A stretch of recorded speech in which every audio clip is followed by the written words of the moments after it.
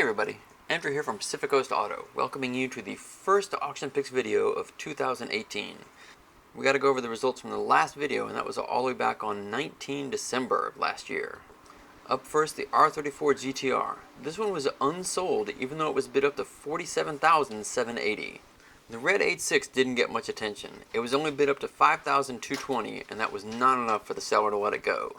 The MR2 GTS did sell, and it went for exactly $1,000 under Derek's guess. Somebody picked that up for $1,870. The Nissan Safari Diesel actually sold for an even $4,000 under Derek's guess. That went for $1,650. I don't know why that one went that cheap. Even so, for that price, you can four-wheel it, thrash it, and you're not going to feel too bad if you crash it. The Mazda RX-7 Type RB was bid up to almost double Derek's guess. That one got all the way up to $10,570, and the seller still didn't let it go. The Renault Lutetia has an odd result. This one got bid up to $10,260 but was then removed from auction. The seller may have gotten an offer on the side, so he decided to pull it and then let it go to that buyer. And finally, the Suzuki Every Wagon with the Volkswagen conversion. This one went for just over Derek's guess. Somebody picked that one up for $770. That's going to do it for the last results, and now here's Derek with this week's picks.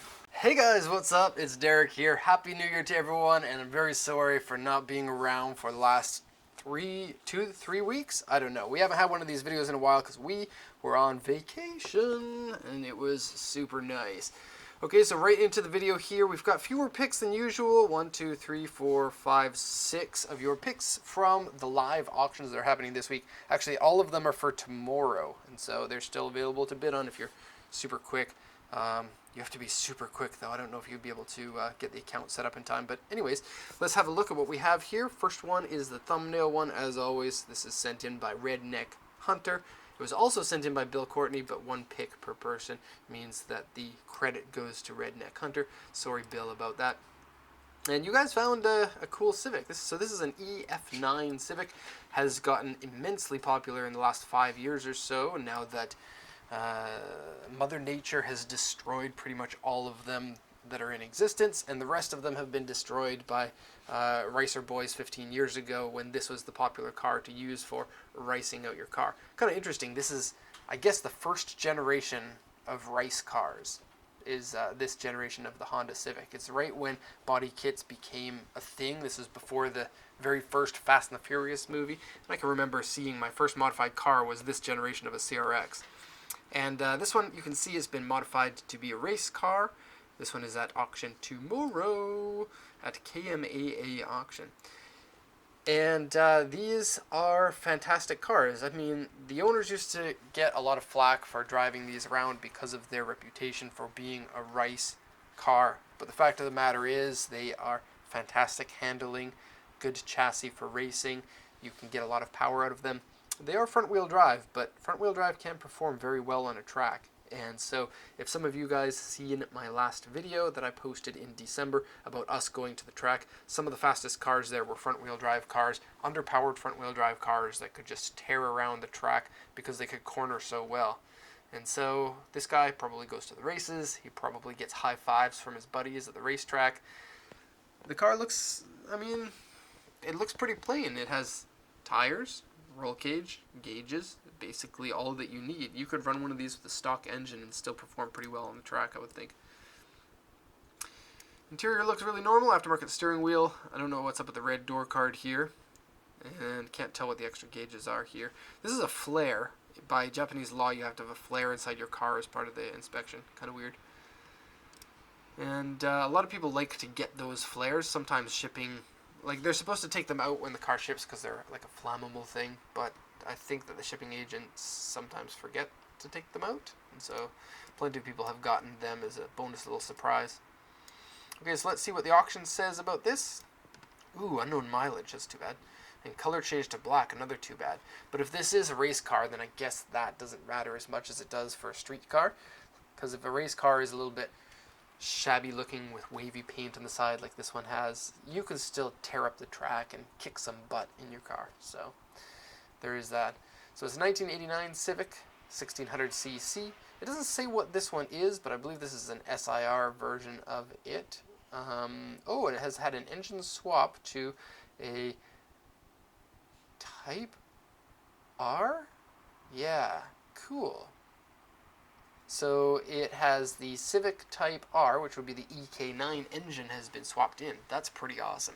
It's a B16B spot welded chassis. That's pretty cool for racing. What that is around the strut towers or around any of the places where the metal forms, they make little welds, and so it makes the chassis more rigid, which helps you in not twisting up your chassis when you're racing your car. And that'll help you with making sure the right section of the tire is touching the ground when you're going around corners. Especially useful for a car as old as this one is. Okay, so let's see, it still has registration until 2018, February 14th, so running out pretty soon. Adjustable suspension, brakes from an EK9, that would be the Type R, of course. 4-point roll cage, keyless entry, 3-core radiator, rear spoiler, front chin spoiler, 3 extra gauges, Gojigen exhaust. I'm hoping I'm pronouncing that right. Bucket seat from Bride, basically. Various other modifications to the car, and has a ATS limited slip differential 1.5 way. And the gauges have been changed, and so that's why the mileage is unknown. And so if it is a race car, the mileage unknown doesn't matter so much, because if you're getting into racing, rebuilding an engine is a small price to pay compared to the overall costs of running a race car. So I wouldn't worry about that too much. I would not drive this on the street, though. A caged car shouldn't be driven on the street, because you're going to, if you get in even a small accident and hit your head on that pole, that could be permanent brain damage or death. And so don't be dumb. Don't do that. Is it 5-bolt wheels? Do these originally come with 5 bolts? Question time. Okay, so it has accident damage. Looks like pretty severe. Rear floor, rear side member, end panel, left front pillar, front cross member, and various other places. Otherwise, I guess the condition's not too bad. And prices for these have been on the trend up because, like I said, none of them exist. They have all rusted away or they have been raced away. And so this one, if you do buy this, understand that racing is hard on cars. And this one likely has had more than a few track days under its belt. And so it's going to be something that needs to be taken care of and kissed goodnight. As far as price for this one, I'm going to say 450,000 yen, which for a race car you can probably do cheaper than that if you really wanted to pretty easily and have a more competitive car than this. But Civic prices are up. It may be your last chance to get an EF style Civic. So yes, on to the next one from, first time here from Oiva Sahinoja. Okay, sorry about that, Uiva, if I mispronounced that. And you sent in this one, he said, ooh, it's one of the ones with the 1J in it. And it's true, there's a turbo 1J, that's a 2.5 twin cam, and it's the second generation of the 1J engine, and so it's a single turbo, but there's a big improvement over the twin turbo. You get way more torque, you get the same 280 horsepower, or PS, so 276. But you get way more torque, the torque comes lower, you get better emissions, and it's, I guess, a simpler engine too with only a single turbo instead of 2 parallel turbos. And you get it in a station wagon. Now the sad part is you only get automatic transmission in these, but if you're looking for an automatic transmission station wagon, you can't get a lot cooler than this. And even the kind of dorky looks are growing on me. They especially look great with big wheels, and so please do go to Google and type in big wheels on a JZS 175. So JZS, some people know, is the shared chassis with the Aristo, I believe. And so it's a different iteration. Aristo is a JZS 161 or 147, and the Crown is a 175. So it is a cool car. These are relatively cheap. I know prices are coming up a little bit at the moment, but this one you should be able to get for generally pretty inexpensively because the mileage is high, and the 1J tends to eat up the miles pretty well. And so 200,000 kilometers on this one, it still has some life left in it. Oh, this one is not the 1JZ version. It's a 3000 cc, so that would be a 2J, but not the turbo. And so you get your 215 horsepower instead of your 280. But you can definitely get mountains of these with the 1JZ engine in them. And I don't know exactly what the chassis code is. I believe it would be one number off from the 175. JZS 170 something. It might even be 175. Don't know. Okay, so first time at auction, super high mileage, automatic transmission. Sometimes you get engine swapped ones, but that adds a lot to the price of them. A lot, like $4,000, $5,000 to the price. Original silver. Body looks not bad. It has an annoying dent here, an annoying dent here, some annoying scratches here, but it's not too bad for the mileage. Trunk floor has been pushed up. Kind of sucks. Engine oil leak, underside surface rust. The chassis hook is dented, interior dirty, steering wheel wear, dashboard glue marks, door card is ripped, small, seat stain small, seat wear small, mirrors scratched, and winter tires on it.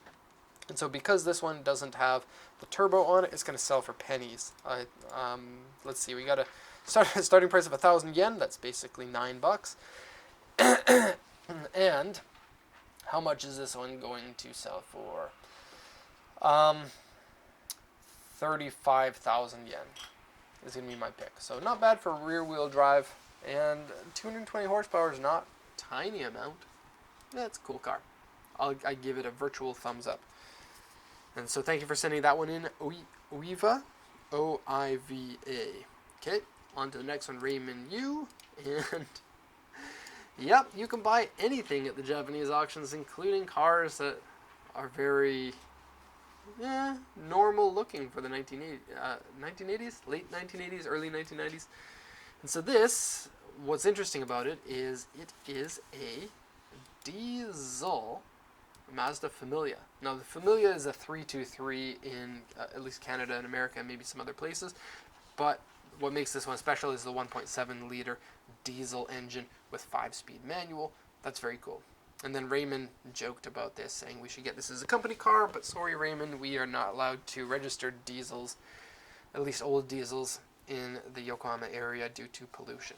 So you can get it converted. It costs us like $9,000 to convert a car, so not worth it for this, which is going to be a really cheap car. It has corrosion here. Look out for the C2 corrosion, big U4 dent over here, cracked section, paint peeling, underside surface rust and corrosion, power window doesn't work, oil leak. Yeah, so it doesn't seem like that good. It would be fun to buy one of these and then just use it for some sort of fun event, but not for a real car.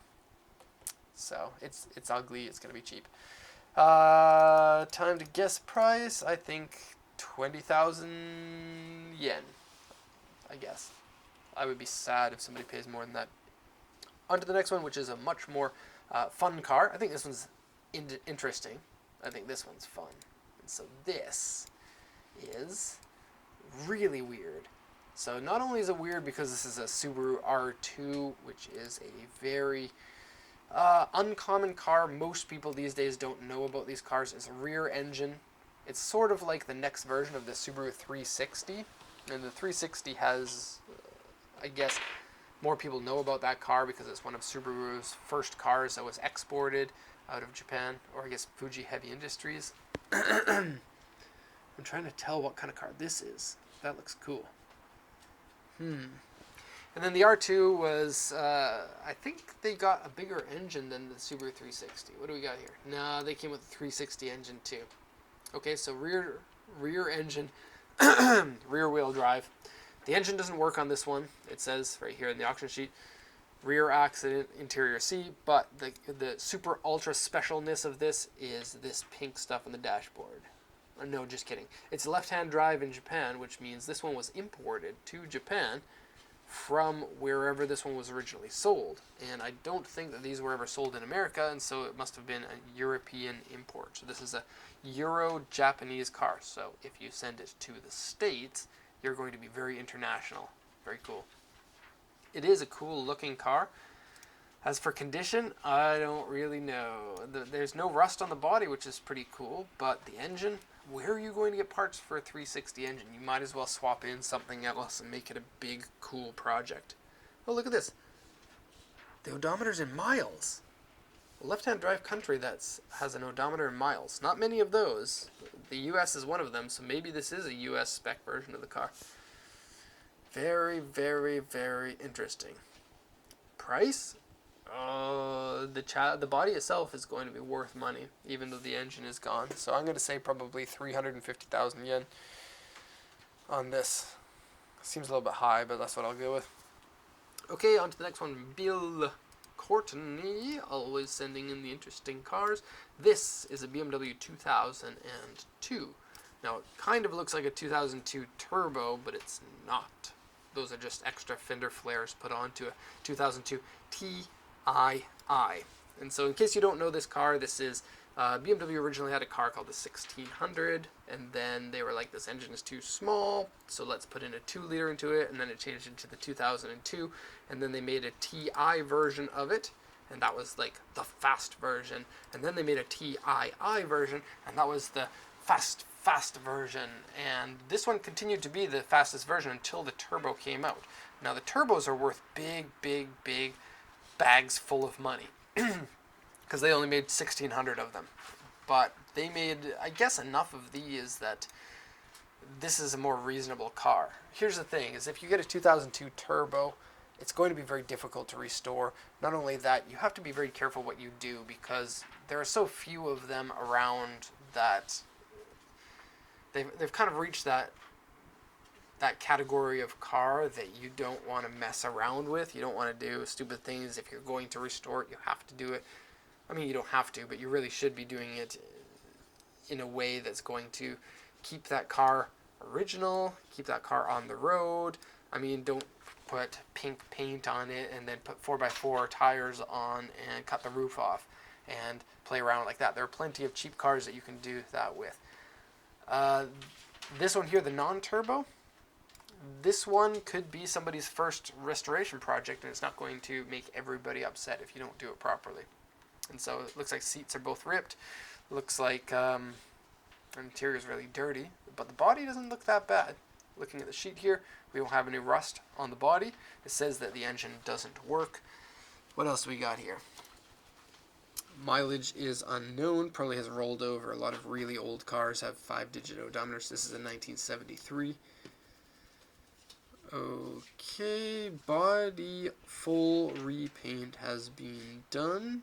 Inside the trunk has a bunch of original parts, so that's pretty handy in case you want to rebuild this.